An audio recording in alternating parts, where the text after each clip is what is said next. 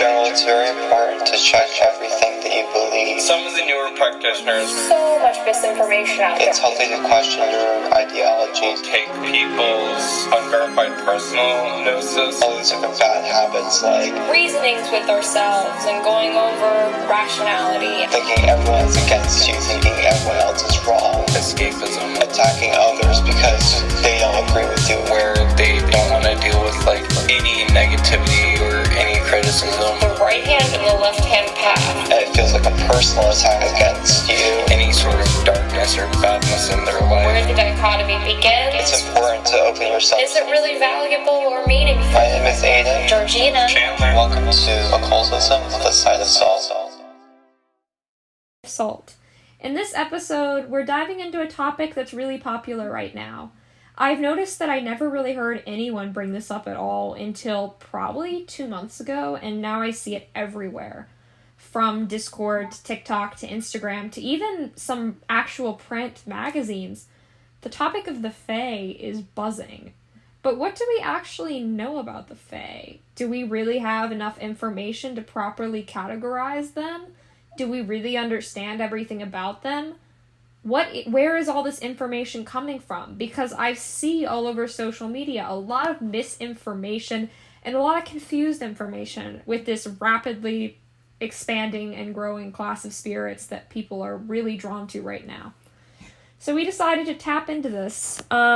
This is likely going to be a little controversial because this is such a big topic right now and it's something that's kind of controversial in and of itself.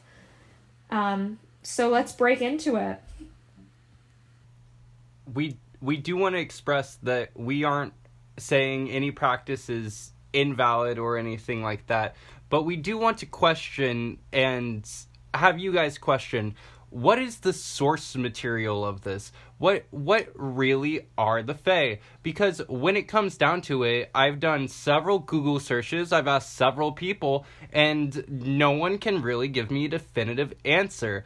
Everyone will say, you think fairies are pixies, but they're not, and then say every mythological creature in the book. But is a fairy just a folkloric creature? Is a fairy a earth elemental? Is a fairy some sort of idea that we have in folklore that just exists? I see a huge argument or exception of the fairy, or not exception, but an accepting attitude towards fairies existing without questioning what's their purpose, where do they come from, where is the folklore that they originate from, and how do we know that the information we're learning about fairies is true? Yeah, absolutely. I think before we can even talk about what they are, or I see all these things about people identifying as fairy witches or incorporating fae practice, but no one has actually cleanly defined what it is. I was looking through a lot of sources. As an Abrahamicist myself, and someone who is a Kabbalist, this is very outside of my own practice. So I did a ton of research. I read old grimoires like the Book of Oberon, and I spent a lot of time online because I was having a lot of trouble finding books to begin with. I read quite a few that I could find that seemed reputable, but many things that the information I could get was mostly from online sources, which personally I always question the validity of because, it's not that hard to get a Patheos blog. It's not that hard to make a website yourself. And so whenever I look for online sources, I'm skeptical. I'll just say that. And so then I turned to folklore. And most of the folklore I found was Celtic, and we know this stuff comes from the Celtic pantheon, but I saw all over the place people saying that there was fairies in every pantheon, ranging from even like Japanese to Nordic to Jewish, which is what I pull from the most. And so it just became really confusing to me, what even is this? Because if you look at the Book of Oberon, which is the grimoire that talks about this stuff, and is probably, I would say, the best source to look at, it's a very small definition. And the stuff that I see people talking about are clearly not just what's in that definition. And so I wonder what it is, because a lot of the things that are being wrapped into this, from Valkyries to various jinn to even some demons, like what does this even mean? Is any earthbound spirit a fae? Is any spirit at all a fae? Like, I just think before we can talk about a certain type of craft, we need to figure out what it is, you know? Like what, like, let's say I said I was a Kabbalist, but I considered Kabbalah Norse practice because they both used alphabets. You know what I mean? It's not the same thing at all. Not remotely the same. And so, like I'm just gonna be frank, there's no such thing as a Jewish fairy. There's no such thing as a Christian fairy, right? Or at least maybe I'm reading the wrong sources. Maybe it's some chapter of the Zohar that is not translated yet. But I doubt that. And I think when you say something is everything, that word becomes meaningless. Like, if you say everything's a spirit, like, the word spirit becomes meaningless. And so if you say everything's a fae, then the word fae really means nothing, you know? Aiden, I know you practice closest to this stuff, I would say, and you have the most kind of personal experience. So what's your kind of take on the everything is fae approach? I grew up with some fairy folklore in my family, and with fairies, just read about them a lot as a kid. And I'd say that there's a big distinction between fairies and folk spirits, because folk spirits can be a whole number of things, but fairies are very specific. I've seen people claim things like banshees are fae, that pukas are fae, that, like, straight up demons are fae, like you were saying, and they're not. They're their own classification of things, and they're their own spirits. And I think that's a big issue that I have, is that there's this strange trend of classifying everything that's a folk spirit as a fae, even though fae is its own specific term. And in my opinion, a fae would be something like the Aoshi, where, like, they are fairies, basically. They are their own unique thing, and have always been called fae, have always been called fairies, not anything recent. Yeah, because I get, like, people, when we talk about fae, right, we're talking Celtic fae. You have the Seelies and the Unseelies, right? And they're the two courts that you kind of interact with. And the Seelies are willing to work with people, and the Unseelies are very much not, and don't really interact with people, right? That's kind of the thing that I always had as my baseline understanding. And so now I'm hearing people talk about how, like, they're, like, befriending fae, and they're, like, using faes and, like, binding them to places, and all these very strange practices that I just don't see any connection to the Celtic lore. Because I think fundamentally we're talking about a Celtic practice. I don't know if that's some super controversial thing to say, because people are saying that these exist in every culture. And I can get the case that they exist in the Japanese culture with the yokai, since that, I believe, does translate literally to fae. Or in some of the African spirits that I've noticed people compare to. That sort of makes sense, but then I start seeing these comparisons to Valkyries. And, I mean, Chandler's definitely our Norse mythos guru here, but, like, the Valkyries are definitely not fae. I don't even think they're earth elementals. Like, something I see a lot with fae is this idea that they're earthbound and earth elementals. So can we define kind of what elementals are, or, like, because are they elementals? Because, I mean, for me, like, if we're starting classifying more things than the Celtic Seelie, Unseelie dichotomy as fae, then it gets into my brain, oh, they're earth elementals. They're earthbound earth elementals. From my understanding, elementals are the spirits that represent the element that you're calling upon. Traditionally, in Wiccan circles, you have, what is it? Undines, sylphs, salamanders, and gnomes, is it? I'm really bad with memorizing the elementals, so forgive me if that is incorrect. As far as the origin of fae, I do see it in Irish folklore as well as Celtic, as Georgia said, but I see a lot of people claiming that it's generally European, and I myself grew up with German folklore, and stuff like Valkyries, which are literally normally female spirits that would carry fallen soldiers up to the to battle in Valhalla. it's not a fairy. Like, it's not a fae, it's not something that's attached to the earth. But you see things that are said to be fae that are not earth elementals, such as sylphs, which are air elementals. These things are always compared to fae, but they're technically not. Like, they're a sylph, they're an air elemental, but a lot of people will classify it as a fae because it's something that is very similar to, in my opinion, what fairies truly are or originally are pixies. And the idea of, like, gnomes, elves, goblins, and everything being classified as fairies is something that has always made me extremely uncomfortable, because I don't understand where the idea comes from. Now, as far as a fairy being an elemental, I don't see them as representing the earth, because if you are a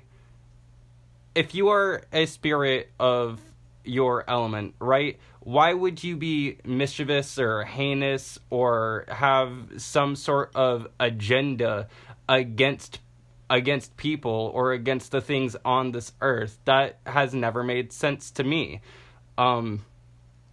When we talk about fairies, it seems like if they're not earth elementals, they might be like plant spirits, or they might be genus loci, and it's just one of these things where it can be anything related to the earth, which personally for me translates to earthbound spirit, which translates to demon, to be quite honest. Just because it's a very earthly spirit. It's something tied to this earth for their own purposes, but not truly, like, involved or of this earth. Yeah, there are a few things you said that I'd like to comment on. Firstly, your thing about Celtic and European all being mashed together, this is something I see a ton in the occult, actually more the pagan communities. So I know a lot of pagans, I spend a lot of time in these spaces, and people tend to think all European cultures are the same, and if you're white, you suddenly are Norse or Celtic, and they forget that within Europe, like, one country and the country beside it is not the same. Like, a Greek culture, right, like a Hellenic paradigm, and a Norse paradigm, and a Celtic paradigm are extremely different. And I think we have this thing that happens a lot if you're a pagan, that they lump every European thing together and just consider it all the same thing, when that historically actually doesn't make a lot of sense. And there's a lot of issues with that in terms of historicism. Like people saying Wicca's a European religion. Like, what does a European religion mean? I mean, Europe extends all the way to Russia, you know? And so these were separate cultures for a very long time. And I think our people have this huge thing in occultism where they're like, white people all have one culture, and that's all of Europe, which just, it doesn't make sense to me. And I've always found that something that is a big pet peeve of mine. Moving on to the demon connection. Okay, I don't think all earthbound spirits are demons, and I think that we're gonna get a lot of crap for mentioning demons around Fae, because there's this big thing that pagans have, that if you compare anything to a demon, you're demonizing it. But the reason why I think we need to talk about this connection is because when I look into what Abrahamic spirits are considered Fae correspondences on a lot of these websites and articles and whatnot, they're all essentially demons.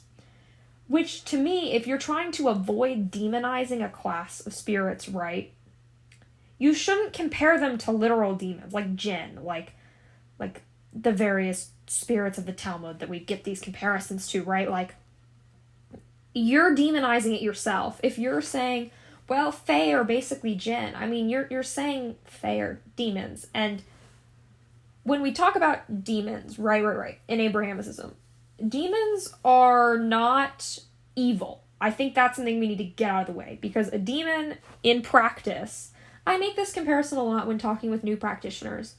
A demon is like the guy who deals you drugs outside 7-Eleven. Is he necessarily going to hurt you? No. But is he really looking out for your best interests and not using you for a transaction? That's what you got to think about. And so when we're talking about an earthbound, because demons are very earthbound, they're very tied to these lower planes of existence, and we're talking about spirits that are interested in transactions and interested in kind of their own interests and aren't really caring too much about people. I mean, I can see why someone who's making these articles about Fae are saying that sounds kind of similar to an Abrahamic demon, because it does. It really does. And they're not the same. I'm not saying they're the same. I feel like I should really disclose that I'm not saying they're the same. But I'm saying if these people are putting demons as an equivalent to Fae, and then complaining about Fae being demonized, you're doing the damage yourself. It's not the church coming in and calling that out. That's literal pagan writers who are saying that. And I just have to wonder, especially in Abrahamicism, it's very focused on Chandler has a really good thing that he talks about celestialism versus earth-based practice. So Abrahamic practice tends to be pretty against material earth, right? You're trying to ascend, move upwards, be righteous, and climb away from the earth. But paganism is all about the earth, right? And people who are working with Fae, because Fae are a pagan construct, why are they against the earth? Chandler and Aiden. Yeah, I think that it's really stupid to claim that these earthly spirits are bad or inherently dangerous, because, well, let's be real, all nature spirits are going to have some sort of danger towards them, because that's the inherent nature of, well, nature. It's not safe, it's not cute, it's not fun, it's a dangerous world out there, and so all spirits are going to have some level of danger to them. But that's not to say that they're going to immediately, try to eat your kids, because I've heard crazy things about the Fae, the unseelie are going to come kill your family if you, make one mistake, which I have my own thoughts about spirits and how much they can actually interact with the physical world. I don't think that there's going to be any Fae coming to eat your kids or anything like that, personally. But I don't think that we should be calling these earth spirits evil or, dangerous. There's obviously some danger in working with them, but they're not going to outright attack you out of nowhere, if that makes sense. I agree with the statement that it kind of lacks any sense behind it. Why would you practice an earth-based religion and then have the spirits tied to that earth be malicious or mischievous? Now, a survival tactic is much different from just being outright malicious. And a lot of the time I see Fae mentioned, it's this idea of maliciousness behind them, which is where my perspective, because I am not saying that they are the same, but my perspective of fairies and demons being very similar. We can see before the church came up and used the word demon. In Greek philosophy, they have something daemon, which is arguably spirit or a spirit, but you can sit in your own camp about that argument. For me, it's just never made sense to honor the earth and then at the same time paint it as something that is harmful to you. When I came into paganism, I came into it from a Mother Earth, very grounded, honestly kind of hippie stance. And the idea that there are things out there that are a part of this earth that are supposedly natural inhabitants of this earth where they belong, being something that I should fear and stay away from and just never mess with, or if I do mess with, be very, very careful and just use the utmost caution and never give them anything or take anything from them, that just seems very counterintuitive to me. It's just never read as a thought through idea. I think that holding fear about some spirits is a good thing to do. I think that some practices that Fey witches do make sense. I think that it's good to hold a good amount of superstition. However, I don't think it is logical to be a pagan and then have a spirit that constantly makes you fear the world around you. Because if you're going to have an earth-based religion, because that's what paganism is earth-based religion, and then have the earth be a threat to you, why would you do that? Like, it just doesn't make it make sense. A lot of this comes from the fact that a lot of neo-pagans are ex-Christian. We touched on this in our Love and Light episode, how a lot of neo-pagans are actually repeating Christian talking points in a different way. I think this fear of these horrifying spirits that will interact with you randomly, and if you interact with them, they may essentially sell your soul or take your baby or something like this, really, really has a Christian tint to me. I think that it really sounds very Christian, and I think it shows that, like, a lot of the obsession with love and light, right? Because I think, to me, as a non-pagan, the most interesting thing about paganism, the thing that actually I think is its strength, is that it embraces both sides of the coin. It embraces all aspects of life. It isn't just the love and light, which is something that is dogmatic and we need to move away from.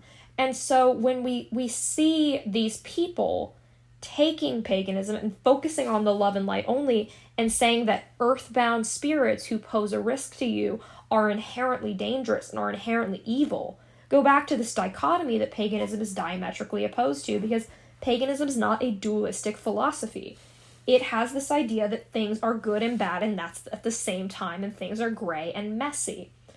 And so when you say there's these class of spirits that are kind of coming to get you and will make pacts with you, and if they give you a gift, they're expecting something in return, which I think if you do that practice, that is true, but it's not like... It sounds very Christian to me. Very, very quickly. And I think that people forget that when you're raised in a religion, it leaves a big impression on you. You can move away from it and you can think you're very far from it, but those ideas are still in you to an extent. And I think the amount of ex-Christians in pagan communities and the fact that paganism is the fastest growing religion in the world, or at least in the Western world. Quote me if I'm wrong. Don't quote me, I could be wrong with the exact statistic, but it's growing very rapidly. And let's be honest, if you've been to an occult meetup, you know that the majority of pagans are ex-Christian.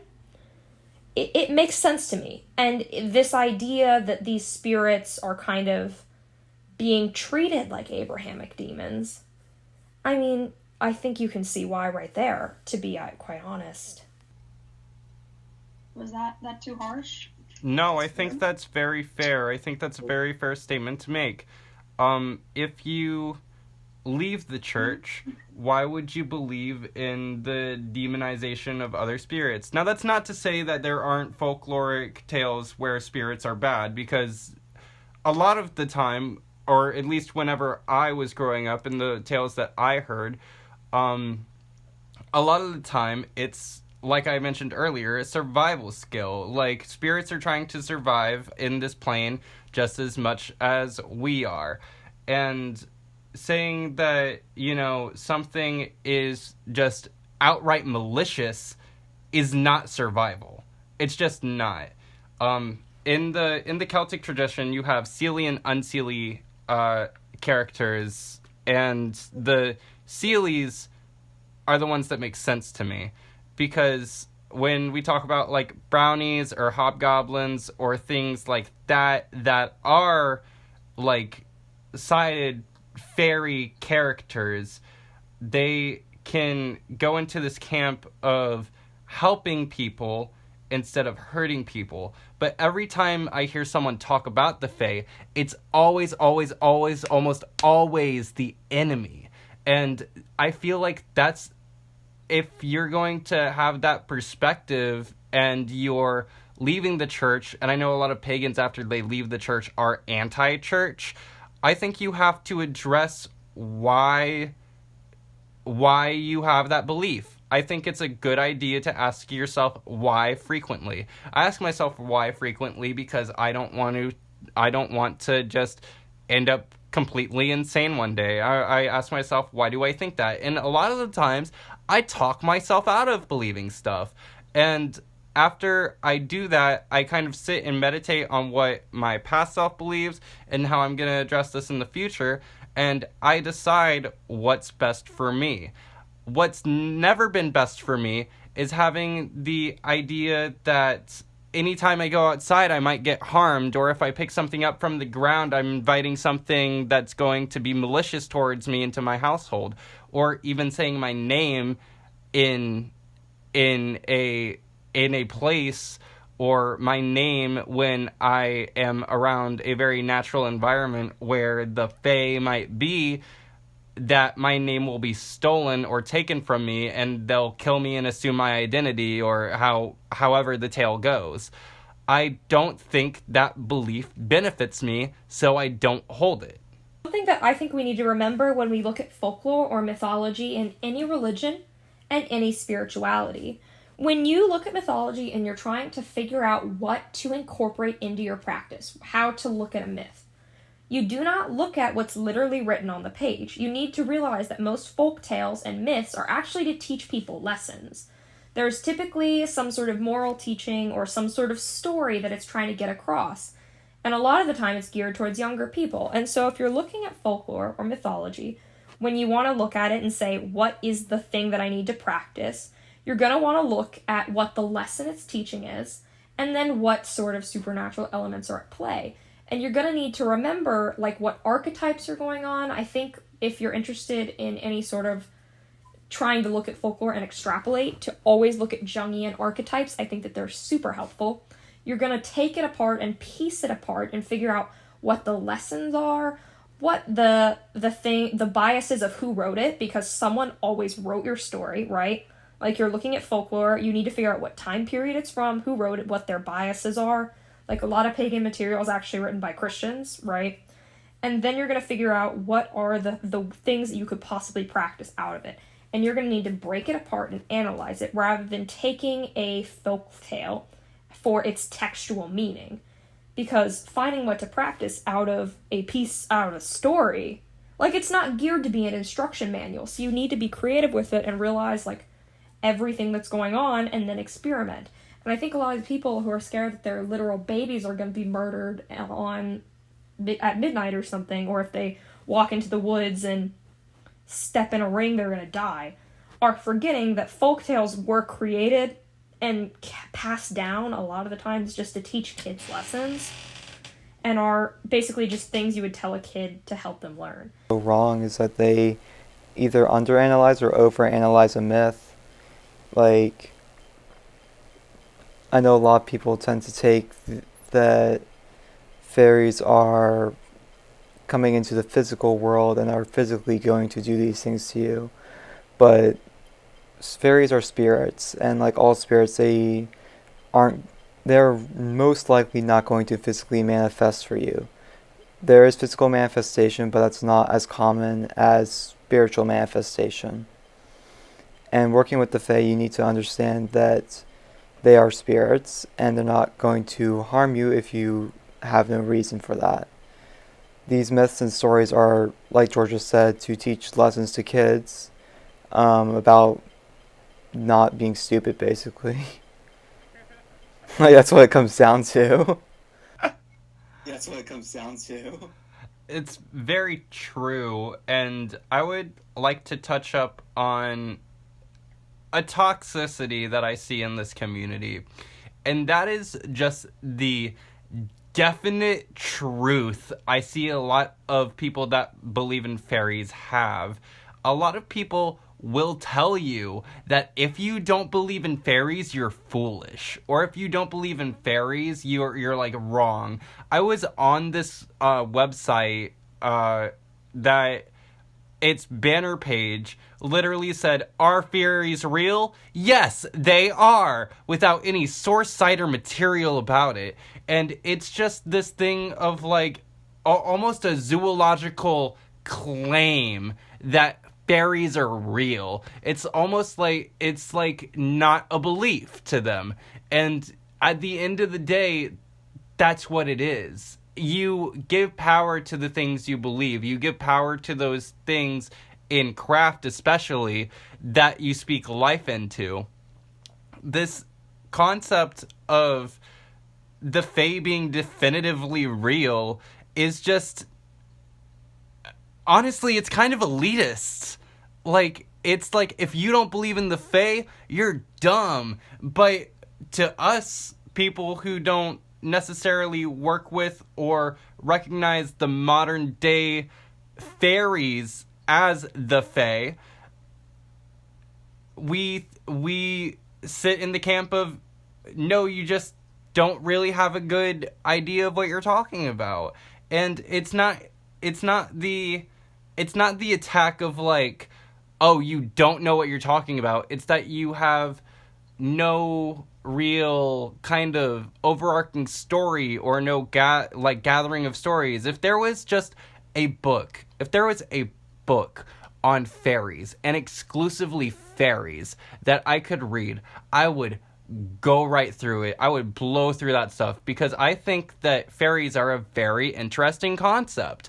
However, I don't give them any merit because I can't find that. I can't find something other than an overarching theme of, honestly, villainy. That's the main thing that I see. And that's not to say that, you know, every Fae practitioner thinks that all Fae are bad, or every Fae practitioner thinks that all Fae are one thing or has no basis or merit for their practice. Because I know a couple of people who work with the Fae that actually do have a good basis or foundation for their practice.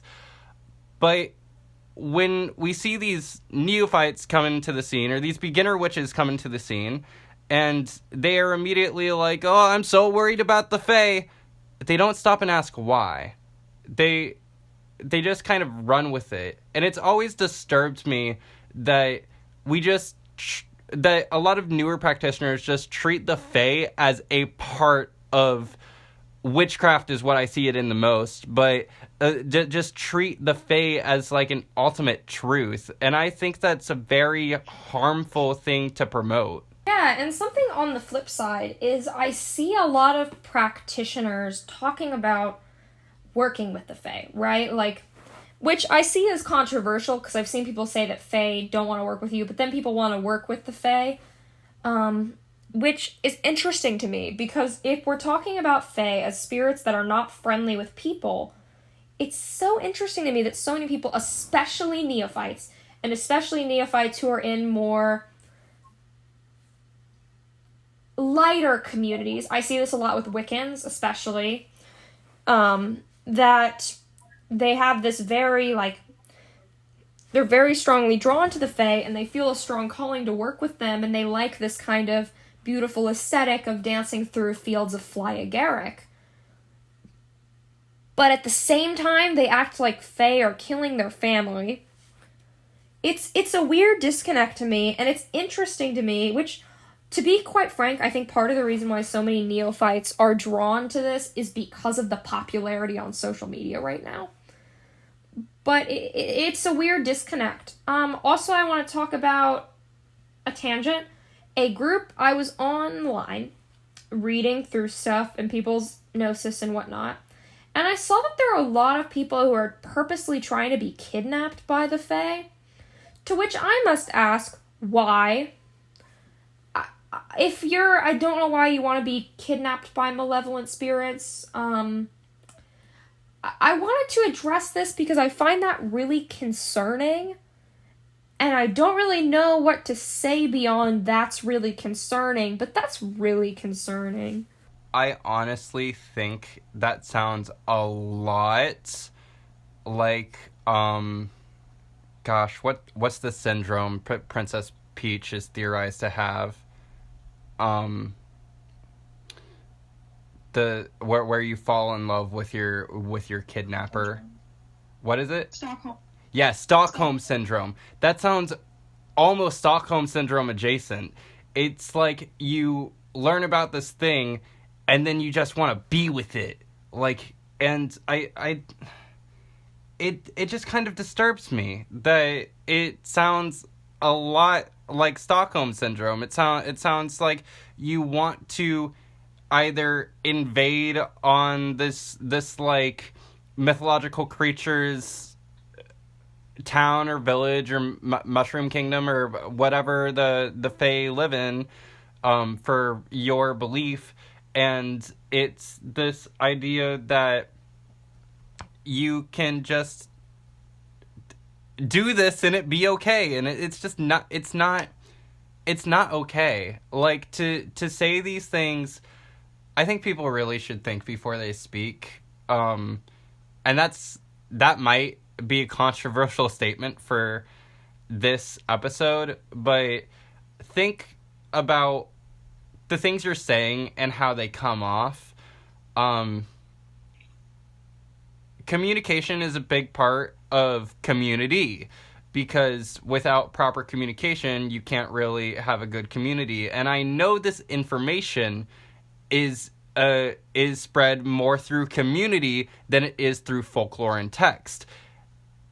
Because of this, I think that kind of this romanticization of being kidnapped by a mythological creature is kind of both misinformed and toxic at the same time, because when you ask them, like, why, it's so they can be with their blood, they are Fae blood or whatever, and that in of itself has really weird and off-putting connotations that I know both George and Aiden have thoughts on. If you guys want to talk about getting back into Fae by your Fae blood, if you want to explore that topic for me. Yes. Yeah, so there's a lot of folklore with the Fae that certain Irish, I believe it's Irish families, these women would censor, I don't know why any children would be listening to this podcast, but they would have sex with women, get them pregnant, and then they would have Fae human children, and the children would have Fae blood, and this Fae blood means you're connected to the Fae, and there's like witch blood through you, which the idea of witch blood is really interesting to me. Granted, I'm not 100% in the witchcraft community, I'm more in the occultist community, but I'd like to know what gene in your genetic coding makes you able to connect with spirits and perform divine actions, because please send me your research. I'd really love your scientific results for that, and I'd like to know what blood type is magical. I'm personally A negative. Please get back to me with my blood results. So, the idea that certain bloodlines and certain types of genetics make magic happen just makes no sense to me, because how can, like how does that work genetics-wise? Also, how blood isn't the only thing that's passed down when your parents have sex and create you. Like, the way that genes pass on, it's not like your blood type. I'm very confused by this, and also I've noticed outside of even the whole Fae thing, the idea of witch's blood overlaps with some racist ideas, or that certain races are superior and have access to magic, and other races don't have the same level of spirituality, which I think we can see how very quickly that becomes a little racist. I've actually seen some people talk about this before, saying that certain races are inferior to other races. More specifically, Europeans are superior to Africans, and even things like Egyptians were superior to other Africans, and all sorts of different things like that, because of their blood, and because of this, they are more magically potent, I guess. And it really just comes down to eugenics. And I think the whole idea of witch blood and Fae blood and all whatever type of blood is really kind of, it's kind of ties back into eugenics a lot, and thinking that you're superior based on your family line or your race. And I think that saying you have a connection based on your bloodline can become very elitist as well. Because I've seen people say that you need to be born a witch, you need to be born a certain thing to be able to do healing, to be able to do fae work, to be able to do all sorts of different things. That it's just really outlandish to think about that somehow your genetic makeup determines what you're able to work with and what you're not able to work with. Like, it's like saying you need to be born a certain way to work with Yahweh when you don't. Yeah, Yahweh is sitting there and he's doing genetic testing. If you didn't know this, Hashem actually rolled out a Ancestry DNA kit, and if you don't pass it, you can't actually work with Hashem. It's groundbreaking research, trust me. It's big brain. I'm not down with elitism in any way, shape, or form, and the bloodline stuff is always gonna boil down to racist connotations. That's just what it is. You can't say that it's not, because if you argue that it isn't, then I'm gonna be like, okay, then is going outside of your bloodline lowering it down? Is it muddying your bloodline? Because that's what it is. It's the same concept for old royal families. I don't know if that's the same concept for today, but a lot of incest happened in royal families because they didn't want to pervert their bloodline. The idea that, like, you are of a mystical, magical blood, witch blood, fae blood, light blood, anything like that, it's an elitist stance. It's something to say to someone in order to belittle them. All you are doing is specializing yourself. All you are doing is putting yourself up on a pedestal so you can put others down. It's an idea that is very, very toxic, very, very harmful, and has little to no basis. That being said, when you say you have fae blood or witch blood or whatever, it makes it sound like a closed practice. And fae are not, nor is any European really belief folkloric system or anything like that, a closed practice. Not to my knowledge. If you know of one that is closed, I've seen debates on whether Stregheria is closed, but if you know anything in Europe that is closed, please leave it down in the comments below, because I am always looking to educate myself on what to touch and what not to touch. But Europe, since they have touched the world, has always, in my eyes, been free to touch back. So it's not a concept that really makes sense. It's not something that I'm really comfortable in accepting. Why would you say that you have fae blood or this certain type of blood or this certain type of power that's only hereditary for anything else other than to make yourself look better than others? Because that's what it boils down to. It's not like a family illness. It's not something that you're hereditarily exposed to. It's something that you mystically carry down through your bloodline. And that just seems very, very not unethical, but wrong to me. It's just wrong. Like it leaves a bad taste in my mouth. Now, my final thoughts with this are that when you're beginning a practice, please do research besides listening to other people's UPG, or as we love this acronym, but it stands for Unverified Personal Gnosis or Personal Experience. when you're listening to anyone's personal experience, remember it is their personal experience, and a person's personal experience is shaped by their perception and by what's happened to them and various other factors. You can have an experience and possibly interpret it wrong, or interpret it in a lot of different ways. If you want to learn about actually interpreting UPG, a channel we really support named The Nematon did an awesome video on it that I'm going to link below. I highly recommend watching it.